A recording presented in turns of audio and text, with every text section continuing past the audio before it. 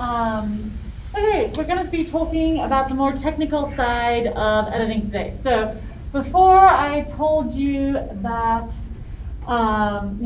we would learn how to deal with 4K footage, we'd learn how to identify it, before I just said, hey, with the moose shots, make sure that you're reframing them. Now we're going to start talking about how to do that and how to work with that. Same with keyframe movements. And also just editing in general.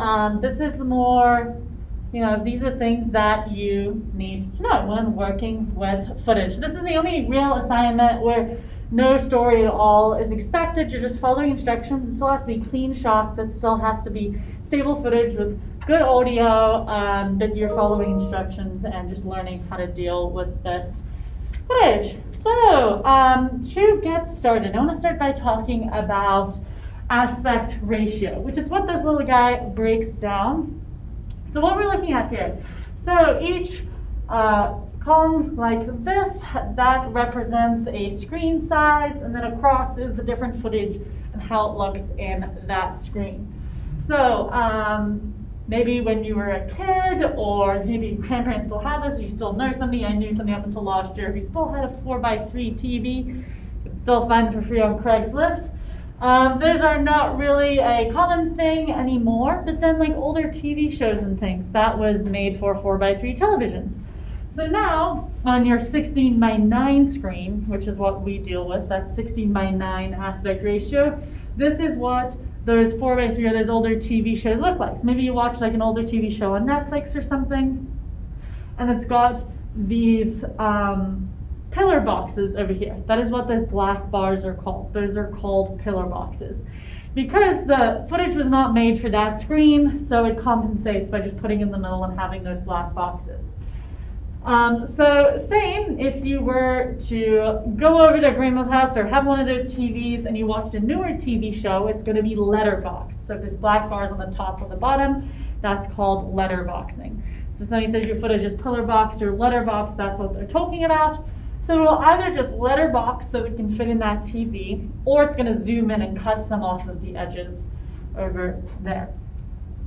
So what these ratios are, it's obviously just the ratio of the dimensions of the screen. So 4x3 is closer to a square. Obviously it's not 1-to-1, so it's not exactly a square, but more square than our screens that we're used to seeing, which are a lot wider. So the other one that you need to remember or need to know of is 21:9, and that's what a lot of films are done in. That's what original film was, and that's what a lot of movies still are. They're in 21:9, so that's why when you're watching a film on your laptop screen, and you're watching a movie on Netflix or something, they may get letterboxed because it wasn't made for your screen. Whereas most cinemas actually have 16:9 aspect ratios, and they're made for film. So, and they're made for movies. They're shot in 16:9 and edited, in 21:9 and edited in that. So the world that we mostly live in here is the 16:9 world. So we deal with 16:9 footage, deal with 16:9 screens, at least for the foreseeable future. Who knows what's going to happen moving forward. Unless you're digging through archives or something, or you're working on a film and you go into Hollywood or something like that and start working on movies, you're going to be dealing with the 16:9 world. So the next thing that we're going to talk about, which goes hand in hand with aspect ratio, is resolution. So we've all heard of resolution before. So even like with a picture, like a high-res picture or a low-res picture. So now talking about video, it applies in the same way to other things, is talking about pixels. So looking at the resolution of a screen or a video is the pixel count. So the first number is always from top to bottom across the screen. So that is how many pixels are in your footage. And then the other one is top to bottom. I don't know if I said that the first time, but across the screen is the first one, top to bottom is the smaller one, obviously. And that is the pixel count of everything. So back watching DVDs, that initially was, I actually switched in a minute, 720 by 480, so that was standard definition. Then stepping up some more pixels so it makes it clearer and easier to see and has more detail, is 720p. You still probably watch a lot of footage that's 720. On YouTube, some videos will be 720. We're actually going to be dealing with some stuff today. And what that is called HD video. So that's where high definition video starts, is at the 720 mark. So you may notice I don't say 1280 by 720 every time. That's pretty standard in the industry, is you say the lost number when dealing with those two. So if somebody says this footage is 720, it means that it is 1280 by 720. These are numbers that you should start learning by heart, because you're going to work with them. Then into most things you're watching today. So most things on YouTube, most videos, most movies, TV shows are going to be 1080. So that is 1920 by 1080 is most of the footage we deal with in this class. It's what I told you to export stuff as folder projects. It's most of the footage we've been dealing with. That is called full HD. So if somebody says, hey, full HD video, I need this video to be full HD, they are asking for 1080p video. So now we're going to skip over 2K a little bit and go into 4K. So we've already started dealing with 4K footage, which has way more pixels. Easy way, I mean, the numbers that you really need to remember are 720 and 1080 numbers. So things that are bigger than 1080 on that second number then are going to be 4K, or at least a higher resolution where you can zoom in on them. So that's actually where 4K really starts to matter for us as video editors, is if you get some 4K footage, you get to zoom in on it that much. So we can take 4K footage, and because it has so many pixels, we can zoom a shot in to make it this small and not lose any resolution. So it's not going to pixelate at all. It is just going to be zoomed in, which is great. So another thing to note with this is that you're limited by the smallest thing. So for example, if you have 4K footage and it's going to be playing on a monitor that only is a full HD television, you're still watching full HD video. Just because you put it onto a 4K TV didn't magically just because you put 4K didn't magically make the footage or the TV different. So, I'm trying to remember which way around I said it. So, for example, like I went into Best Buy the other day and you'll see older 4K TVs. They're like, hey, this is awesome, it looks beautiful, and they put 4K footage on their 4K TVs. And you walk in and people drool. And I went in with a friend and we're picking up some cables, and he stood in front of the TVs and he was like, oh my gosh, this looks so amazing. I need this new TV. My TV's old. It looks great. Then I'm like, okay, you're still going to be watching your HD videos on your 4K TV. Most stuff that you watch on Netflix, I'm not even sure if Netflix has anything 4K, most movies and TV shows that you're watching are in HD. So sure, maybe the color and the display and the quality of the monitor is better, so maybe it's going to be better in that way. But just because you've got a 4K TV doesn't mean it magically changes the footage. You're still just watching HD footage on a nice TV. And the other way around. So typically, you don't export in 4K unless it's been requested, because most people have HD monitors and most people are going to broadcast in HD. The only reason, for the most part, that we use it is just to zoom in and make it have that freedom. It's great. You have flexibility as an editor. And yeah, sometimes video games are 4K a lot now, so gamers may want a 4K TV for that reason, or producers or things like that could then watch 4K footage on there. And there are a few things that are getting released in 4K now. That'd be helpful. But for now, you're limited by the smallest thing. So in this guy, so this really shows like the difference in the pixels. So this is how many more pixels there are with 4K and HD, and when you zoom in, you can really see that quality difference. So with the Batman's eye, you can really tell it's way clearer in 4K. They get all the way up to 8K. I mean, I've never worked with a camera that has the ability to shoot 8K. The spider cams in football, especially on Fox, those are going to be 8K, so that's how they're able to zoom in all the way onto a player's foot to see if they're inbounds or whatever, and see if a blade of grass is touching their shoe, even though we know that the camera's not that close to anybody. They are shooting with some 8K cameras, and that spider cam has the ability to zoom in all the way, so they can take it all the way from here, from this size, zoom it in to this size, and not lose a pixel, and it still be just as crystal clear as the rest of the stuff. So that's how they're able to do it, with replays and to help refs make calls and to help fans get angry about refs calls because they can see every tiny detail on the field thanks to awesome technology.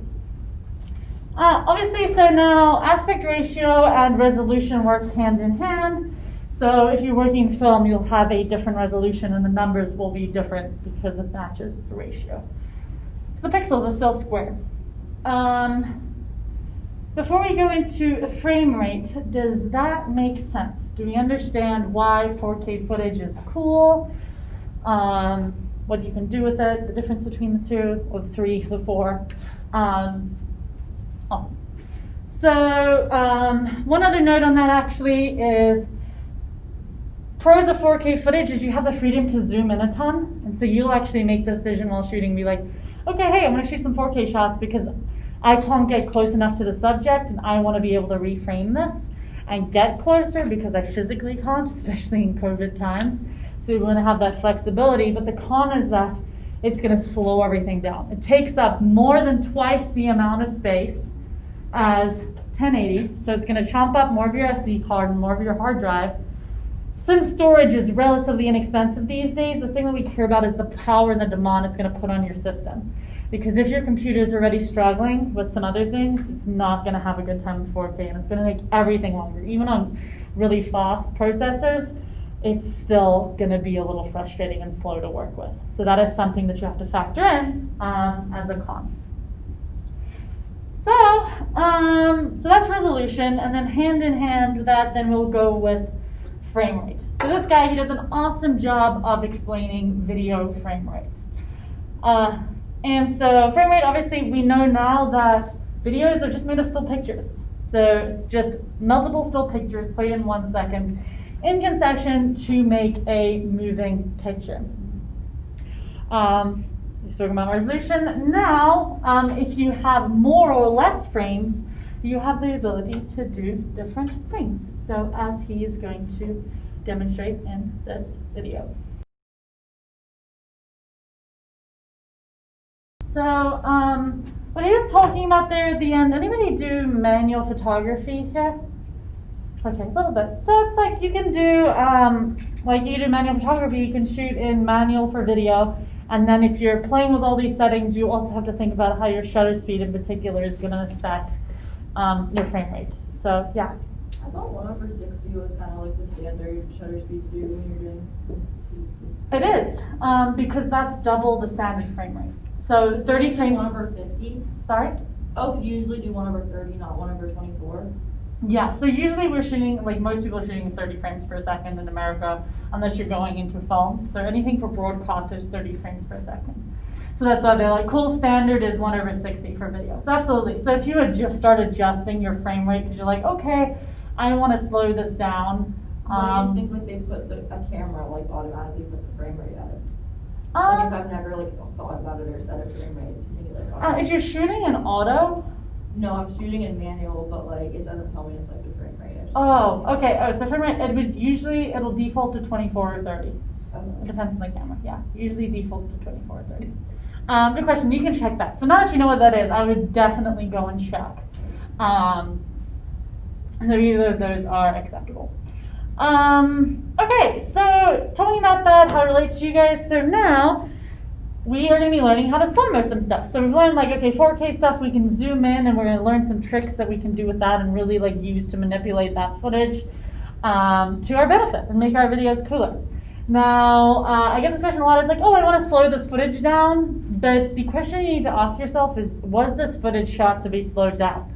Because if it's shot in 24 frames per second or 30 frames per second, like he said, you're going to be dropping frames and it's going to be glitchy playback. And then, yeah, so you will have to go through your footage and look and see, hey, what can I slow this down? Maybe the videographer had that in mind, because if the videographer has some experience and knows, they will be thinking, okay, this could be really cool in slow-mo. I'm going to shoot this at a higher frame rate. So you as the editor need to know to go through the footage and look for stuff like that. But yeah, again, higher frame rate takes up more space.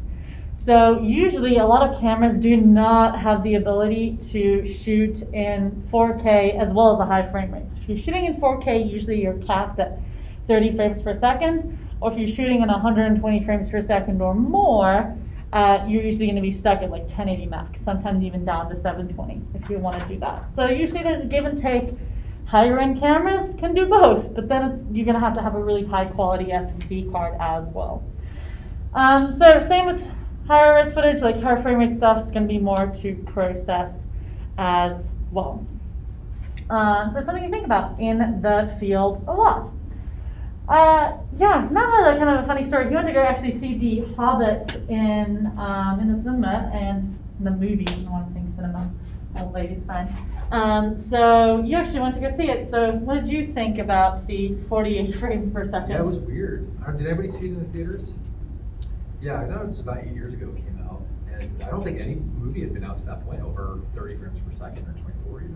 Mm-hmm. And yeah, I remember like the first 30 minutes of the movie, I felt kind of motion sick.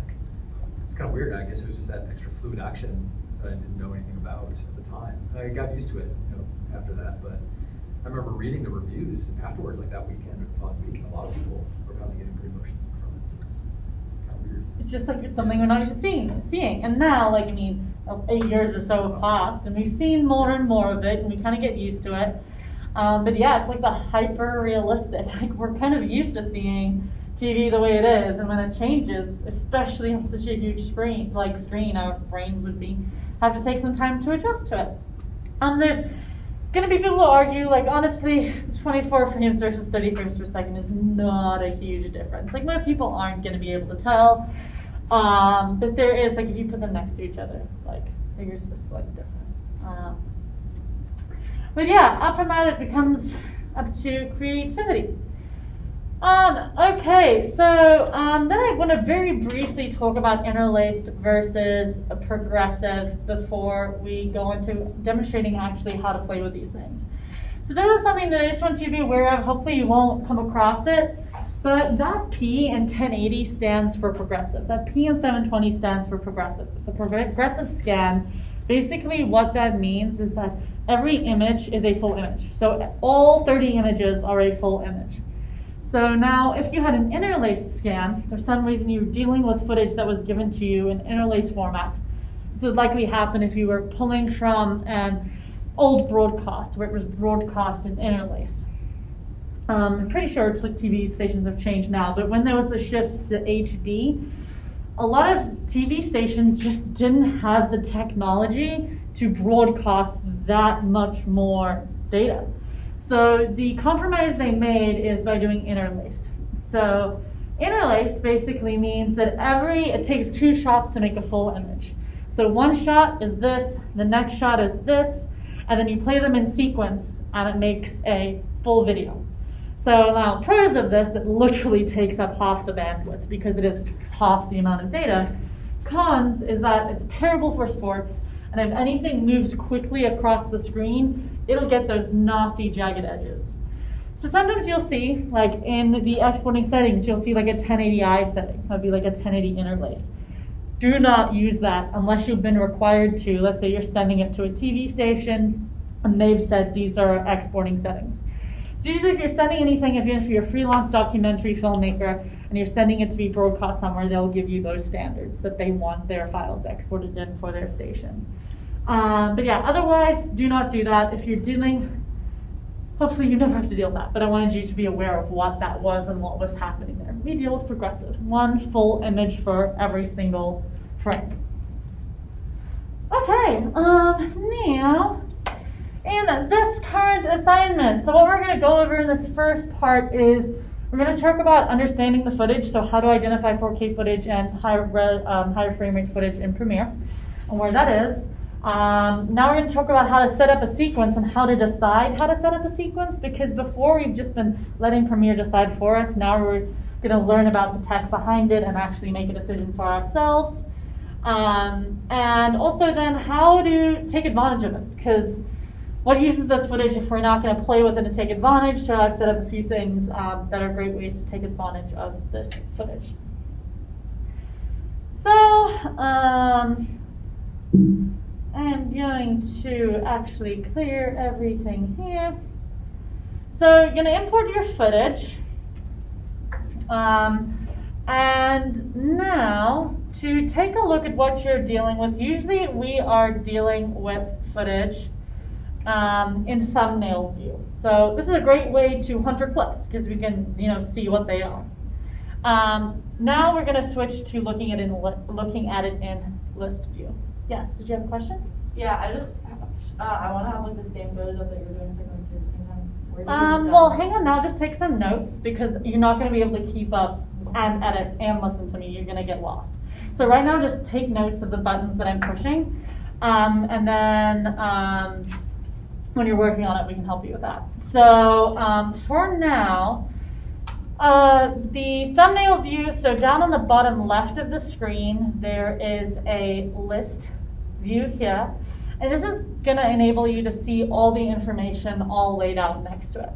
So what we're looking for here is we're looking for video info, and yours may be all the way out to the right. I just moved it so that it's closer, so it's easier for me to see. And it's going to tell you what the resolution is. So video info under the list view at the bottom left is resolution. That's what we're looking for here. And then frame rate, that's the other thing that's going to be important to this assignment and going to be important to your editing in general, is going to be there, and that's going to list all of those. When you are in thumbnail view, you can right click and hit properties. That way, so if you just want to look at the properties for one clip, you can just right click on it, and then you can see your image size, you can see your resolution there, and you can see your frame rate for that clip. Now, going back to the assignment sheet for this guy, like I said, this is one that you don't really need to make a story. I just want clean footage though. So you, here I tried to explain almost every step in the process. You're just going to have to use my instructions from today to learn how to actually do these things, but this is what I want you to do step by step. So I want the timeline set to 720p 24 frames per second. So now instead of just dumping a clip there, we're going to go into File, New, Sequence, and then you are going to go to HDV. Once you go File, New, Sequence, it'll bring up this pop-up window, HDV, which stands for High Definition Video.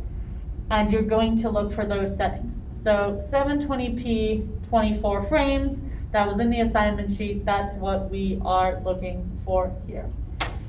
My window's a little rearranged weird, so let me just fix that here. There we go. Okay. So then it's going to dump a new sequence there. Now, when you move a clip onto the timeline, it's going to bring up this pop-up window. So before I've told you to say, change sequence settings because you want to conform your timeline to your footage. In this case, we don't want to do that. Honestly, and from here on out in your editing career, you don't really want to do that. So you're going to say, keep existing settings. So basically that's going to do is say, okay, that's Premiere's way of not acknowledging and letting you know, like, hey, this footage doesn't match your timeline. What do you want me to do about it? So you're telling it, okay, I've set up my timeline on purpose. I want to keep my existing settings. That's what you need to do. So moving forward in other assignments where I don't tell you how to set up the timeline, we're getting to the point where you guys need to make that decision for yourself based on the footage you're dealing with. The next assignment, you get two different choices of footage and 2 different choices of stories. So you're going to go through and decide for yourself. And the way that you make that decision on what you want to set your timeline to is to go through your footage and see what you're working with. So if everything you're working with is in 720, set your timeline to 720. Match that. If all the footage is the same, match it. But chances are you're going to be dealing with footage that was shot in different frame rates and different resolutions. So you want to go through and make a decision and say, okay, so here in this one, there's a lot of 720 shots. There's a big proportion of them are 720. So I've decided for you in this assignment that we're going to do 720 because if in theory we did a 1080 timeline, we would have to upscale those images. So those images are going to be visibly lower quality than the 1080 ones.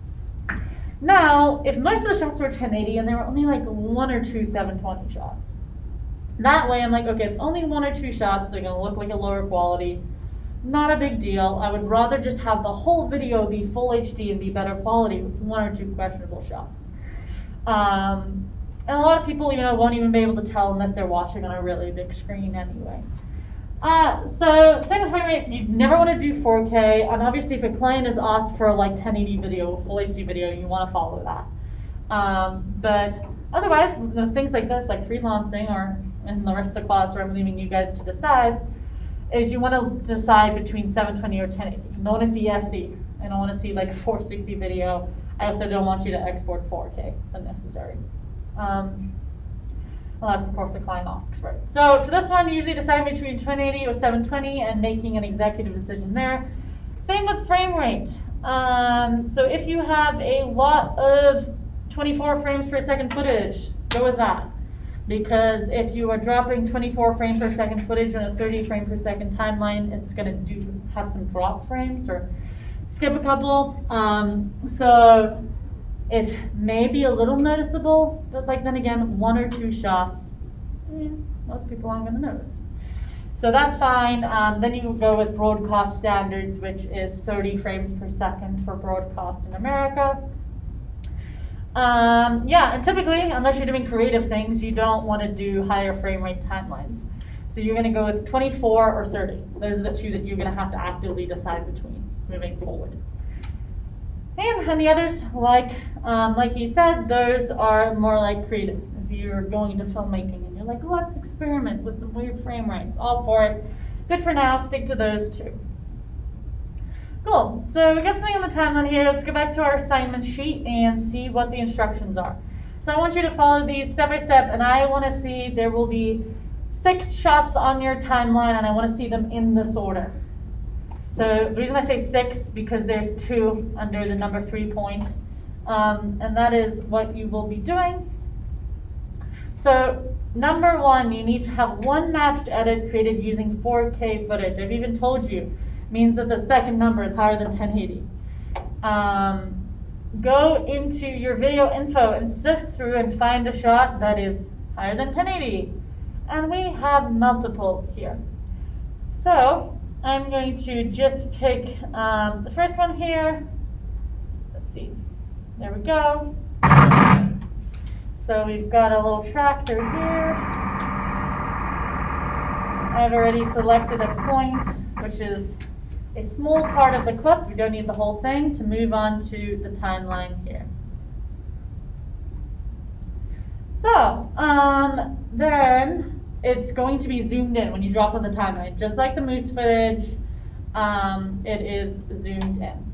So basically what Premiere has done is that it's basically defaulted to saying like, hey, you can zoom it in this much without losing any resolution. Okay.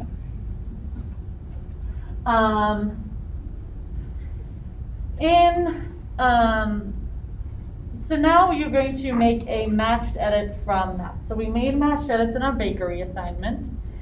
And in that case, you were looking for 2 different shots that had the same motion. So 4K is a way you can cheat. And you can create matched edits from 4K footage even when you don't have multiple cameras or multiple repeating things. So the way that you're going to do that is here. I'm going to reframe this to start. actually zoom out a little bit.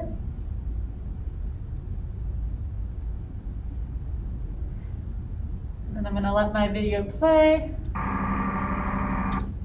Move it that way a little bit. And right about there, I want to make a matched edit to cut to the wide shot. So I'm switching to my blade, and I am going to make a cut. And then in the second shot, I am going to reframe it.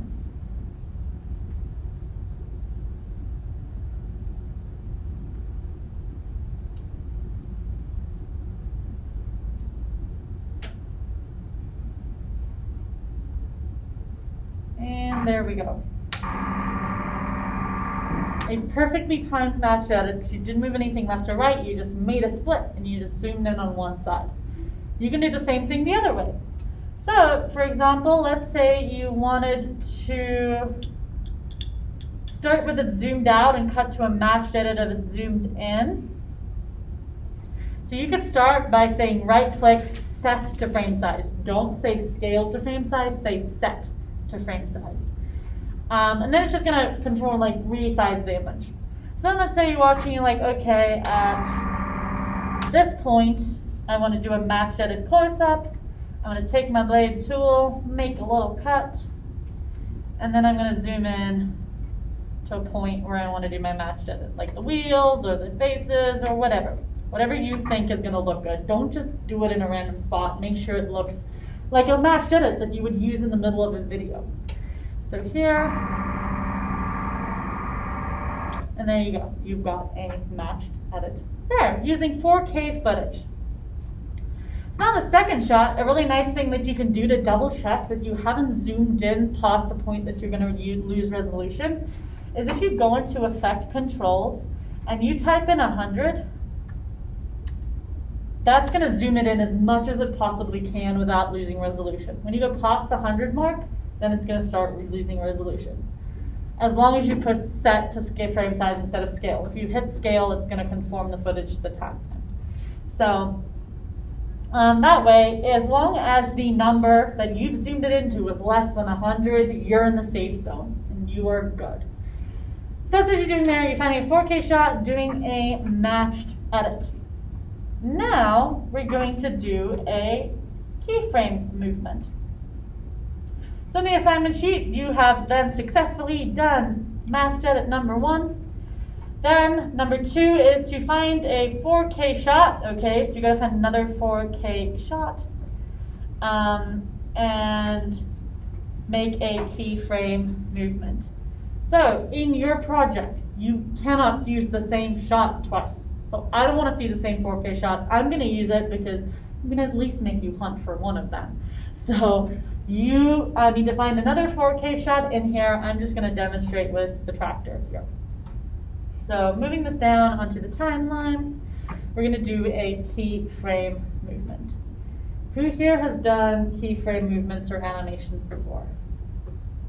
Okay, you've done some. Did you try it in the news package, or was it just before that? Just before that, just with like some moving text and stuff like that, and like basically what I would do is like if you want kind of like if you're using someone with like a lower thirds like text, you have it move with them. Yeah. Yeah. Nice, cool. So you have some familiarity with that. Awesome. So it's gonna be new for everybody else. Basically, what a keyframe movement is it's a very basic animation. And what you are going to do is you're going to tell Premiere Pro, you want to be like, hey, at this point, I want my shot to look like this. And then you're going to move the shot and tell Premiere when you want your shot to look like it does at a new point. So, in order to do this, I will demonstrate.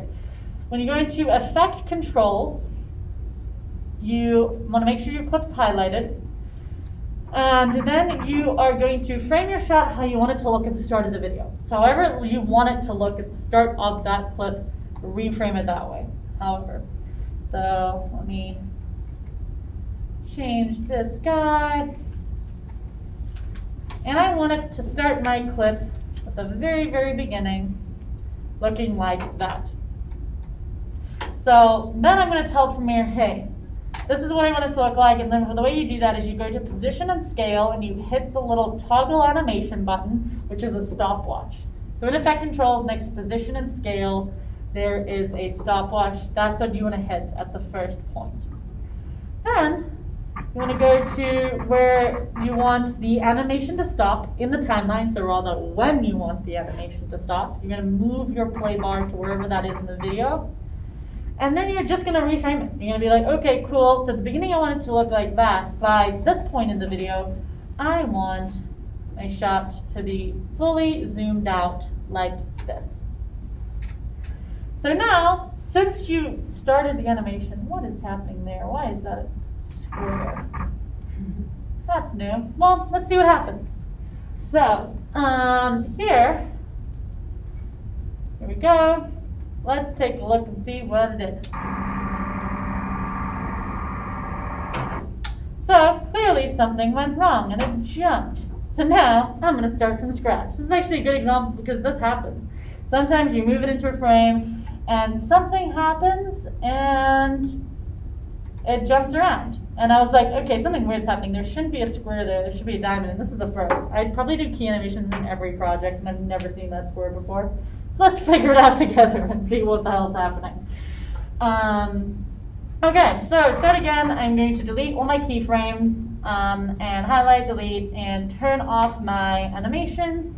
How do you just like delete them, like to start over? Yeah, so in your effect controls, there's going to be little diamonds there that when you make moves and when you turn them on, they're going to be there. So you just have to go in and highlight those little diamonds and delete them.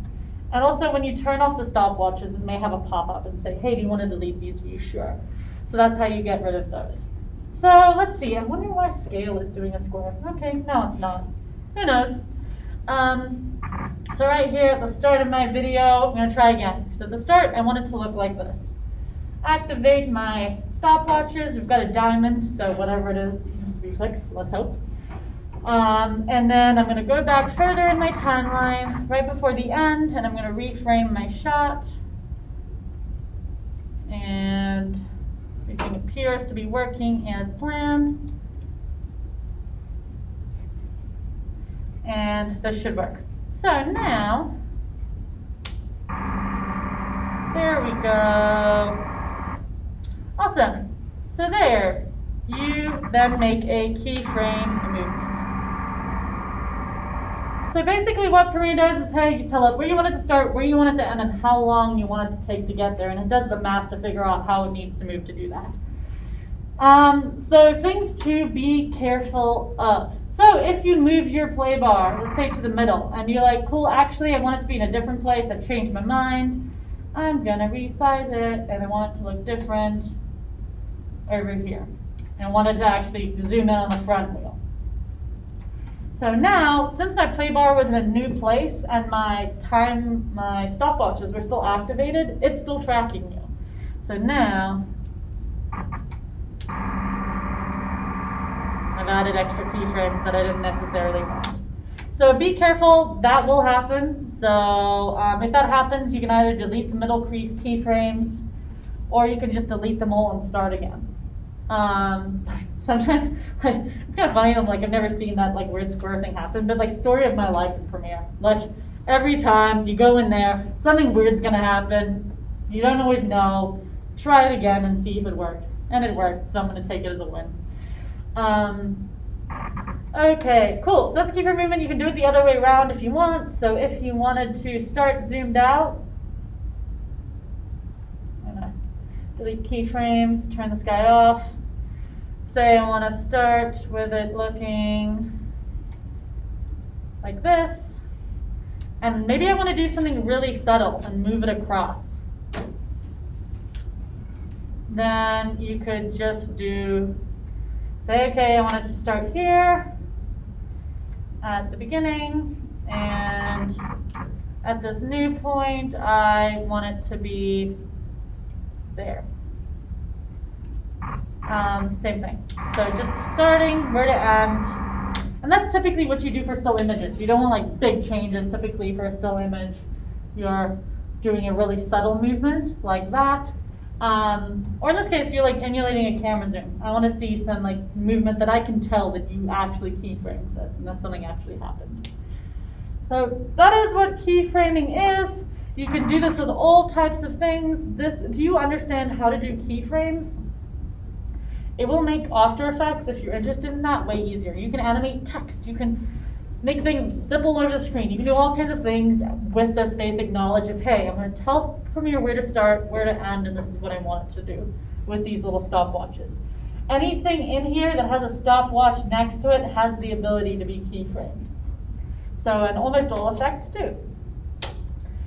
And so motion graphics, so animating logos, having things fly across screens, like any logo you've ever seen, basically is a keyframe movement. So you can understand this. It will be really easy to transfer that into After Effects. Don't start learning After Effects until you have a good understanding of keyframes, otherwise your life's going to be a nightmare.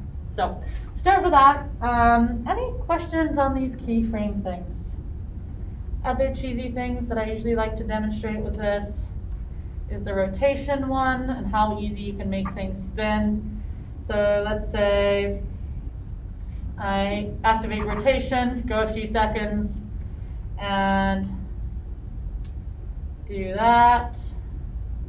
Say I wanted to flip it upside down for no good reason. It's that simple. So yeah, you just tell it where to start, where you want it to end. You can do things like that. Okay. That is thing number 2. Well, so now for point number 3, we're going to move over into looking at things with frame rate. Now we're moving from the video intro column to the frame rate column, and the instructions are telling you to look at the frame rate, 700 shots, and you want to slow it down to 50% at least. You can do more if you have the ability to. So that means you need to look for something that's at least 60 frames, or like 59.94 frames per second. There's one shot that's 120 frames per second, so heck, you could slow that one down by a quarter and still not drop any frames, and it'd still be super smooth. But these other ones, you get to pick one. So here, let's see, what did we have before? So here I picked out a point in this that I wanted to slow down. I wanted to slow down their high 5. So I'm going to grab this. I'm going to set it to my timeline, because even though that's not part of the assignment, we don't want to see crappily zoomed in footage. Like, make sure it still looks good. Same with the audio. Like, make sure the audio doesn't spike, because Matt's going to be watching this, and if he's wearing headphones and your audio spikes and you hurt his ears, he's not going to be very happy with you. So make sure that your audio is clean, even though this is a tech assignment, and that it looks good. Okay, so this guy, we're watching it, and I want to slow down that high 5 right there. But you're not allowed to slow down just the whole clip for this. I want you to actually slow down part of it so we can see it slow down. So I'm going to go right before they do it, right there. We're going to do a nice little slow march. So I'm going to switch back to my blade tool, make a little cut. And then on the second one, I'm going to go right click on it. And what you're looking for is speed and duration. I'm going to drop that to 50%. So that one was a almost 60 frame per second one. I can safely drop it to 50%. And that way, it will be a nice, smooth, slow motion. And just, it's going to sound awful, because human voices sound ridiculous slowed down. So you can either kill the audio with that or just bring it all the way down. It's not a huge deal. That's not the point here. But then you can also speed it up again. So let's say when they're done, you want to resume back to normal, switch back to your blade tool, make a cut, and on the back side, go back into your speed duration, switch back to 100, and boom, here you go. You have a shot that is regular speed, slows down, and speeds back up. Yeah. Things to watch out with slowing footage down is that if you, let's say you're like, cool, I wanted to be like that. I want it to, in the beginning, be regular speed, and in the middle be slowed down, and then be sped up again. You're like, okay, cool. So I'm going to slow down the high five, so I'm going to make a cut before the high five, and make a cut after the high five. This is not going to work. This is going to make a jump cut. So if I do it in this other order, and I say adjust speed duration, drop it to 50%, what Premiere then does is obviously has to extend out the clip because it's going to take twice as long to get through. So here you haven't given it room to extend. So it's going to jump cut. So make sure that you do it in that first order, is you make your first cut, slow it down, then make your second cut. And in that way you won't have a jump cut. So same here. So this one requires 2 shots. So you need to find a different one. Same here. You have to find another one. I've only shown you one. Find another one with a higher frame rate and slow it down, so we know that you know how to do slow-mo. Okay, cool. Any questions with all those things? Yeah. Is there like anyone to use something more advanced than we're doing now, but like, is there anyone to use keyframes to make it more fluid, to where it's like not just like because I know we're doing now, and it's like we're starting off with the base speed and then just cutting to the next. Is there like a way we can like make it happen? So there is. So honestly, when you do slow-mo, I mean, it usually doesn't like look too jarring. So there's multiple ways, and I was actually asked this earlier. Usually when I slow something down, I slow down the whole clip, so I didn't worry about this. But you can keyframe the speed, and I'm gonna have to I'd have to do some Google and YouTube YouTubing quickly to remember exactly how to do that. But it's here under time remapping. So what that's called is it's called time remapping, where you ramp up the speed. It's under here, and there's a stopwatch. So basically, you set it at different times and be like, cool, at this point I want it to be this speed. And there's also some like feathers that you can do in those, where you can kind of ramp up the speed. So usually a default transition's not going to look good there because it's going to do a weird glitch, because that would be the first thing that I'd think to try. But there's different ramps and things that you can add to it as well, and that would all be under effect controls under time remapping. So here, couldn't get it, there we go. So let's see if we adjusted the speed there. So I was able to add a keyframe there. And then usually here there's like linear, Bezier, auto Bezier. So usually, I think I'm saying it right, Bezier. We're going to pretend it's that word over there. That will kind of split that keyframe and make it a ramp into the next keyframe. Yeah, so again, it would just be something that I'd run into YouTube and quickly check how to do, but that's what you're looking for. Time remapping / keyframing the speed of your clip. Good question. Okay. Okay. Any other questions about what I just did and how to do those things? We all feel confident that we can identify 4K clips, identify frame rate, slow them down, batch it, keyframe, all the things. Sweet. So, unfortunately, we're going to have to do a double lecture today. We're going to take a 5-minute break, reconvene at 3:15 to talk about audio, which is the second part of this assignment.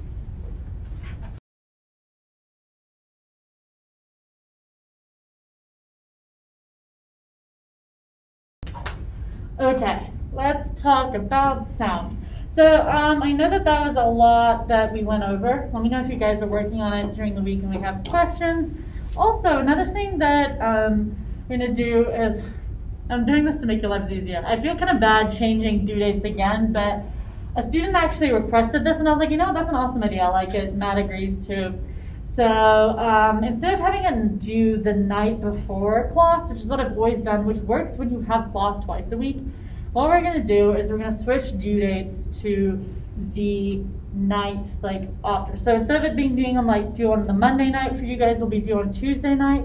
But please God, don't leave things to the last minute. The only reason we're doing this is if you had some last minute problems that you ran into, that you can bring them to class. So have this assignment done before you get here. If you're like, hey, I struggled with a keyframe or something, can you help me with that? Or you struggle with a specific thing where you want to make sure that the audio looks good, it's just that there's a time to ask like final questions before exporting.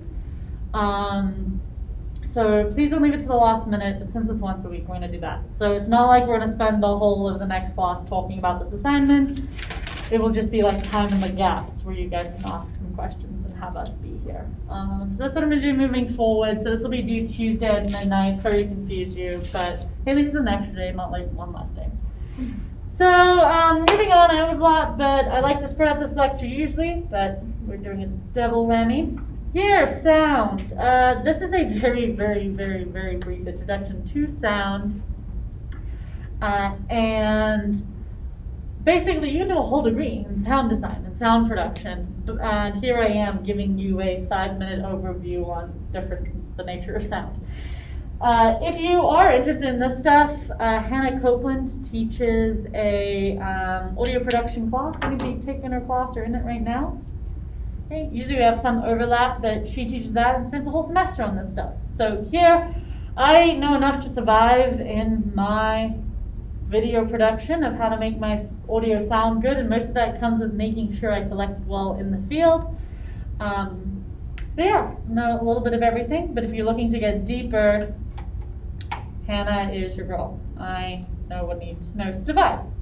So, one of the first things to know is stereo versus mono. So all of the videos that you're working with in this class, heck, all of them probably moving forward will be in mono. So that basically means that the left channel, or the left headphone, is the exact same as the right channel. So stereo is when the sound in the different channels is different. So you all listen to music, and a lot of music is like this, where they mix it so that you hear different things in one ear versus the other. Movies, when you go to the theater and there's a 5-point surround sound system, or sometimes there's 7 points, which just gives me a headache thinking about editing that, where they edit everything different in a different channel. That's usually done by a sound designer, but we stick with mono, same out of both sides, because that is a big skill. Just keep it the same. So I'll teach you how to switch your clips to mono. So, amplitude, that is a new term, so that is basically volume or level. So if somebody is talking about editing the amplitude, they're talking about the levels. You guys spend a lot of time adjusting the amplitude of your news package. So we're familiar with this guy. A term that you may not be familiar with is compression. And I'm going to figure out if I should get the board or what I should do with it. So basically what compression does is you set a limit, an upper limit and a lower limit for the volume. And so anything above that gets dropped lower and anything below it gets pulled higher. So radio DJs mics have compressors built in because it's live and people talk at different volumes, and live radio still sounds pretty good. So in the mic it's automatically pretty much editing audio as it goes, but it really is just compressing. And the reason it's called compression is because these waveforms, and usually, especially when we go into Audition in a second, so waveforms on both sides, they literally get compressed and shrunk. So I honestly never use compressors when editing audio. None of the video editors I know use compressors. It's more of a sound design thing. We do it mostly by hand because it can have a compressed sound if you really don't know how to use the tools well. You can distort the sound and make it not sound good. So, but that is a term that I'd like you to know because you may run into it working with sound designers or working with audio. And the next thing we're going to talk about is frequency, so tone and pitch. So when people talk, we talk at different frequencies. So men talk at a lower frequency, they have lower tones in their voice. Women tend to talk at a higher one. And the human voice ranges between 100 and 3,000 hertz, debatably. That is what frequency is measured in. So amplitude is measured in decibels, frequency is measured in hertz. But now we can hear way more than the human voice can produce. And that's actually great because a lot of sounds are outside the human voice range, like the frequency of this would be outside of the human voice. So if there was some noise in the background of my video, you could remove those frequencies in theory. And when you are editing frequencies, you're usually doing something called using an equalizer or an EQ. And so that is either cutting and boosting certain frequencies to make it sound good. So let's say that your video has a truck rumble by. A truck is usually a really low frequency and typically not something in the human voice. Technically, you could use an equalizer and you could cut those lower frequencies, and you could also boost frequencies that are in the human voice to make people sound clearer. And usually, like, higher frequencies and things come from the lips, the teeth, and the tongue. Lower come from our throat. And the higher ones actually help us enunciate. Like, I mean, without lips, teeth, and tongue, you would sound completely different. So typically, if people aren't very clear, or you need your audio to sound better, you can boost those frequencies. This is very time-consuming to do and not worth it for most edits. We're going to start dealing with what you can do with a lot of edits. Frequencies in your own time. There is an online tone or frequency generator, and you can just Google that. And you can listen to different frequencies and what they sound like. And so things to know about this is that, like, super high frequencies, you actually lose, like, your hearing sensitivity as you age. Every single year, actually. It's kind of morbid. So you may have heard of those things that scare away birds, and usually children along with them, because it's at a super high frequency. So if I played this, I'm not going to hit play because my ears are still zinging from when I did it earlier. It will make a really high frequency. We'll hear those, like, high zings. And so, like, every year that I do this, it drops a little lower where I can stop hearing it. Like, up here, probably nobody in this room can hear this. Anybody hear anything? Maybe a small child might.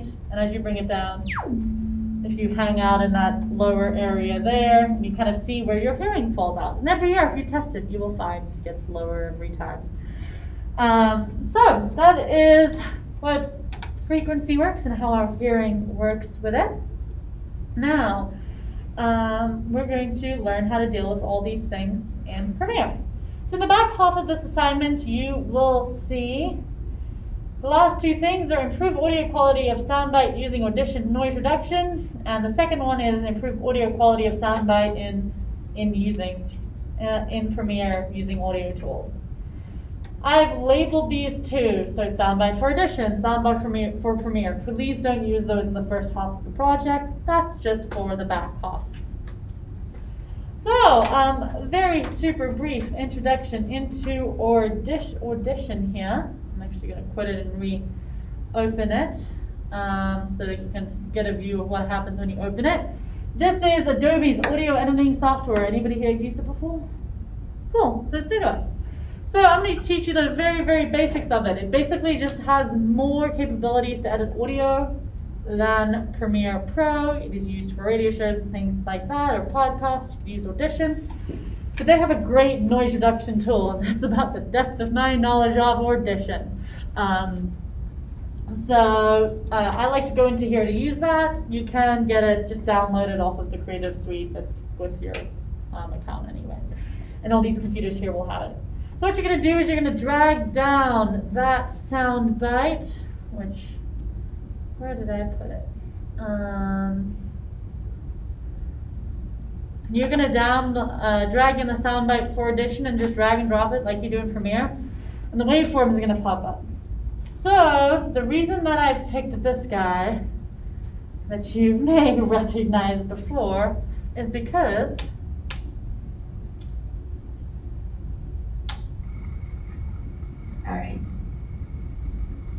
it has that constant, what I'm presuming is an AC sound just rattling in the background. It's kind of like that guy back in the back of the room. It just kind of constantly goes a little bit. There's a mic back there, you may be able to get rid of it.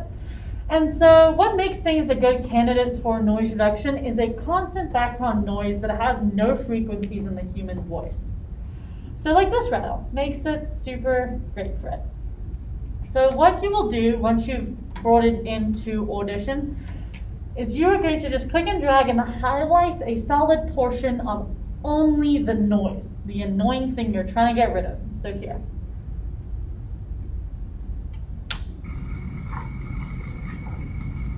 So I'm just trying to get rid of that. So you start by highlighting that. And then you're going to go into effects, and please write this down because I guarantee if you've never used Audition before, you're going to not remember what button to use. So you start off, highlight the noise only, then you go into effects, noise reduction, and you say capture noise print. And this is only with the highlighted thing. So what you're doing right now by hitting that button and then and Audition reminding you that, hey, this is captured as a noise print for use next time, is it's saying, cool, I'm remembering that these are the frequencies that you're not a fan of. So next, once you've captured the noise print, you're going to hit Command A, or you can just click and drag and highlight it all, and then go into effects, go to noise reduction and restoration, same thing, but instead, right underneath it, there is noise reduction process. Now here, it's going to take whatever print that you captured, all those frequencies, and take it out of everything you've highlighted. So here, you can play with these settings, and the sound designer would probably be like mortified that you just leave it in the default, but the default works great. Yeah? So what is this called again? So yeah, so this is called the noise reduction process. So it's under effects, noise reduction and restoration, noise reduction, and then in parentheses, process. So that's when you've highlighted everything. You can adjust the noise. You can like reduce more noise. You can reduce less. It defaults around 70, and it seems to work pretty well. And then once you hit apply, you're going to see it's going to take all those little baby sound waves away because it got rid of it. So let's take a look, take a listen and see what it sounds like. Action. I understand I've had some trouble signing. You and I both know. And that's all you have to listen to forever again. It sounds way cleaner. So just that simple process gets rid of those frequencies in the background. Problems come when there's frequencies in the human voice because then it starts to distort. And also, if you mess up, so let's say you do it and it doesn't remove quite enough of the noise and it doesn't sound very clean. Or let's say you accidentally capture some of the human voice in your noise print, your first thing, and then you apply it to everything and she sounds like a robot, or she sounds distorted. Give it another shot. Hit edit undo, you probably just removed some extra frequencies by accident. Try it again. So now, I'm going to actually redo that. And how you're going to get it into Premiere is you are going to go File, Export, and you're just going to select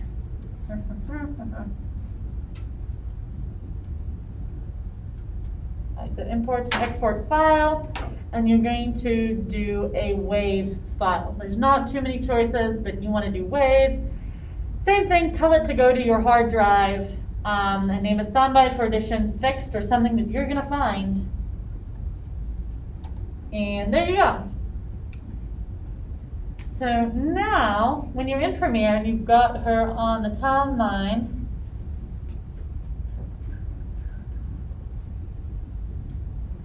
that one doesn't have it. Let's see it.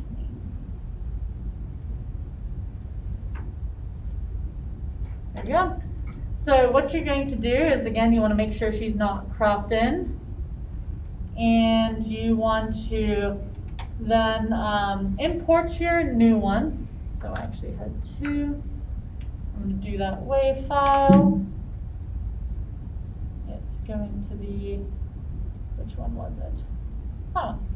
And you're going to replace the audio for it. So you have to do some syncing, but really as long as you haven't clipped the clip, you just replace the whole file and make sure it's lined up. So make sure you didn't actually bring it to the left or to the right of it, because then it's not going to be synced, but you just drag it down there and then.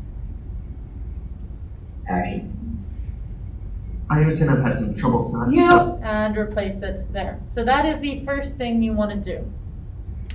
Then for part 2 of audio, you're going to say, improve the soundbite for Premiere, drag that onto your timeline. And this guy over here is something that Jessie shot and messed up on. So this little handy dandy Bluetooth microphone looks super dumb on her collar.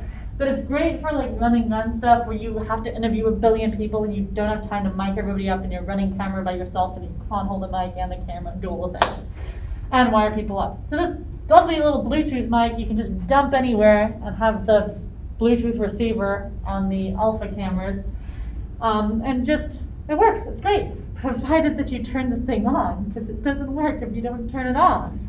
So, I didn't turn it on here. And so the audio from this soundbite is just off the internal mic on the camera. Let's mic. So, super low. Still possibly usable. So as an editor, you're going to have to decide, like, hey, can I salvage this? Is it going to take me too much time and more time than it's worth to salvage this? If it's relatively easily salvageable and still sounds semi-decent and it's an important soundbite, use it. Or you may find and just be like, well, I'm going to have to find something else because it's going to take me too long to edit this or fix it. So I just don't have the knowledge to edit this and fix it. In the field production class, they get that question a lot, is, well, I forgot to turn my mic on, I've got bad audio, what now? And the answer usually is there's a few things you can do, but chances are you should have done it better in the field. So, here are some things you can do though. So, in this one, you can just increase the volume. Let's start there, because it's super low. Let's bring it louder so we can hear that. Say is to have CSU students do this. So it already sounds, more usable. But in this, you may notice that it is stereo. So the left and the right are bouncing at different levels over there. And we're getting a lot of this lady in the background as well. So what you're going to do to switch it to mono is you're going to go to audio channels. And you're going to take this little pop-up. And you're going to change it. So you're going to say, okay, cool. I want the left to be in the right. We're going to hit OK. And so here, what it then does is it copies the left channel and makes the left channel just come out of both. So here, let's listen. The only other thing I would say is to have CSU students do this. Lets my kids see what they might be in the future. They can find out that sounds better. And try the other side. So let's go to audio channels. Let's make the right channel come out of both sides. So make it mono, basically. Students do this. Lets my kids see what they might. And that doesn't sound as good because that lady that was talking in the back was on the right side of the camera and was getting picked up in the microphone on the right side. So you can adjust the channels there. And this is something that you're expected to do, like a lot in other footage as well. So if you get footage and it only has one channel. And this sometimes happens because some cameras are set up so that when you plug a microphone in, that microphone that's plugged in only comes out of one channel. Or sometimes you'll come out with multiple channels, like the FS5 spits out 5 if you have a mic plugged in. And you'll have the internal mic, the Zoom mic, and a mic that you plugged in, and then you have to deal with all those things while you're editing. And delete certain channels. It's the first thing I do, it drives me nuts. So delete certain channels and make sure that you have a consistent audio stream and you have the correct one coming out of those channels. And that's how you do it. So then other things, Premiere Pro has some audio tools that you can use for your edit. They are quite sad, I'm going to be quite honest with you. You're like, there's not a whole lot you could do to save your footage. And that's part of this assignment is really learning how important it is to get it right in the field because fixing it in post is so difficult. And that's why I'm wearing my shirt because I say keep calm and we'll fix it in post. And every time I say that in the field, I'm like, oh, don't worry, we'll fix it in post. Okay, we'll fix it while we're editing. I hate myself because I'm like, oh my god, it would have been so much easier to just plug make sure the audio was good the first time than to sit here in the edit bay and do this. So that's why I wore my editing shirt today because we're talking about fixing things in post-production. Okay, so this is your essential sound palette, your panel under audio. And so things you have here, so you can click on dialogue. And you can fix some other things as well. And basically, these are just presets and default options for things that you do manually in Audition. So here, you can say default to balanced female voice. problem with this guy is that the other female voices in the background is something we don't want. So They can find out that I can go into business, or I can learn about animals. this made it so much worse. So your job here is to play with these tools and see if you can make it better. You need to make this sound better than when I gave it to you. So bring up those levels so that it's audible and then -12 with the rest of your video. Fix the channels and see what you can do to make this sound better. You do not have to use like any of these, but I want you to play and see if you can make it better. So under repair, you may, like there's some presets that just default attempt to do it. But you have repair, and you can see reduce noise, and do what you did with color. So click on something, move it left to right, and see what it makes it sound like. You have reduce rumble, so that's gonna reduce lower frequency sounds. Then you have DS, which is gonna reduce higher frequency sounds. Then you have reverb, which is basically how sound travels around a room. You have clarity and other things, and basically sit here, play, and see if you can make this and how you can make the sound better. Some of these, people always come back and they're like, wow, Premiere's tools suck, is part of the moral of the story here. There's some that are great. I've had some success with noise reduction, some reducing rumble. There's some others in effect controls. But a lot of times it's really easy to distort the voice. So I don't want you to distort the voice, like her voice. I want it to sound better. So if you're finding that your edits are distorting the voice, then scale it back. So other things to note about this assignment. So I don't want to see the same shot twice. So I only did one slow-mo. You need to do 2. You need to pick multiple of these. They need to be in this order. So in the order that they are in the assignment sheet is the order we want to see them in. And you need to label them. So just go in, you know how to do the type tool, just type in for number 1. Okay, matched edit using 4K. Number 2, in the second shot, keyframe using 4K. 3, slow-mo 1, slow-mo 2, so on and so forth. That way, we can identify what you attempt to do. Sometimes we see in this assignment is people like, I got this, they know what's happening, and they sit in front of the bay and they're like, maybe I don't got this, maybe I'm not sure. So that way, if you label them, we can give you points for an attempt. So hopefully, like, hey, if you have problems, email us, come in next Tuesday and bring them. But otherwise, like, hey, if you kind of miss the mark, you mess some things up, or it wasn't noticeable, maybe your keyframe was too subtle and we can't even tell, we can at least see what you tried to do and give you points for that. So that's important there. No longer than a minute. So it can be less than a minute as long as you've met these criteria. You can typically want to leave the sound bites like longer so that we can actually take a listen, or Matt can take a listen and see what's happening there. But the other ones, like, we don't need it super long. Do the matched edit, make it a reasonable shot length, however long you would use it in your video, and then move on to the next thing. So just meet those criteria. You could probably meet the criteria in like 30 to 40 seconds of this. I like to give you a little flexibility of under a minute here, just to meet these. No weirdly framed shots, no bad audio, but not necessarily story. Exporting. So here, now you need to export to match your timeline, which is now different from how our timelines were before. So the difference in the exporting here is you're going to go into your presets, and instead of the YouTube 1080 that you've been doing before, you're going to go down to 720, because nope, that's Vimeo, because that's what I've told you in the instructions to do, and that way it's going to match your timeline. So that's all. It's a preset in all your Premiere. It should be there. That's the only thing that needs to change. Moving forward, you need to decide what your export setting is going to be based on whatever timeline you decided to do. Cool. Then the Google Drive. So I'm going to adjust that due date. Please use the rubric, because we use the rubric. That way you can grade your own work. And pretty much this assignment should be an easy 50 for you. An easy 50 points. Or I know this is a lot of tech stuff. It can be complicated to learn. But yeah, if you have problems, bring them. But it should be done pretty much by next week. I'll have a few LinkedIn learning tutorials to help you along the way with this, so publish that. But that's all. Any questions? We all feel pretty good about this one? Awesome. Hey, I appreciate you guys' patience and focus. I know we went over a lot more things than a lot of things in today's lecture, but I know we've got half the time together, but I'm trying to make sure that we learn and you guys get the knowledge that you need to move on with your editing career. So have a wonderful week, guys. If you have issues, also, I'm not going to be on email for a couple days after tomorrow.